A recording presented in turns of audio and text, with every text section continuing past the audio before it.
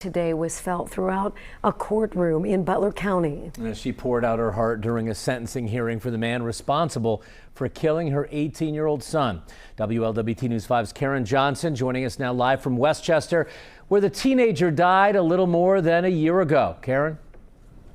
Yeah, good evening, Mike. And when Jyon Waspi was killed, he and his girlfriend Kayla were just 2 months away from becoming parents. And today in court, we heard from Waspi's best friend. He said the two of them, shortly before the crash, had been together, actually out shopping for hot rods for Waspi's unborn son. Well, today we heard from the best friend, we heard from Kayla. Also, several other family members spoke before Michael Andrecka was sentenced. A part of me is forever broken. Our family is broken. It has been a year of hell for us. A year since 18-year-old Jyon Waspi was taken from his loved ones, including his son Toby, who was born 2 months after Waspi was killed. Jyon talked about what kind of dad he wanted to be and how excited he was, and what book he was going to read Toby that night in hopes that Toby would know his voice. Because of Mr. Andrecka's decision, Toby will never know his voice. He'll never hear his dad tell him how much he loves him or how proud of him he is. Michael Andrecka admitted he drove recklessly and sped through a red light at the intersection of Tylersville Road and Butler Warren before crashing into Waspi's car. You get hints of alcohol in my breath? Yes, I'm getting the odor of alcoholic beverage on your breath. Prosecutors say Andrecka had been drinking before the crash and was driving with a license that was suspended due to a previous OVI conviction. The pain that I've caused is something that I could never possibly fathom. I relive the same night over and over. I will live with this guilt for the rest of my life. I do want you to know that.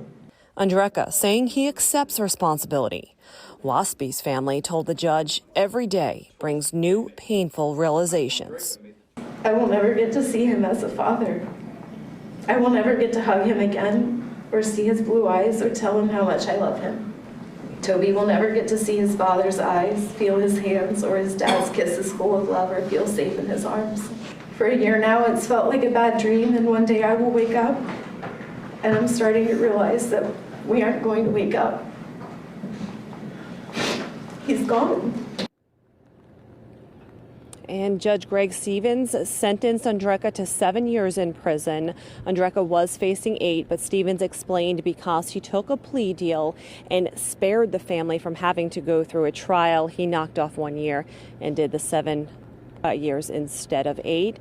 Andrecka also lost his driving privileges for the rest of his life. Reporting live in Westchester tonight, Karen Johnson, WLWT News 5. Karen, just tragic all the way around, but one of the things that really hits me hard is I understand that Waspi, when he died, he was on his way to see his pregnant girlfriend.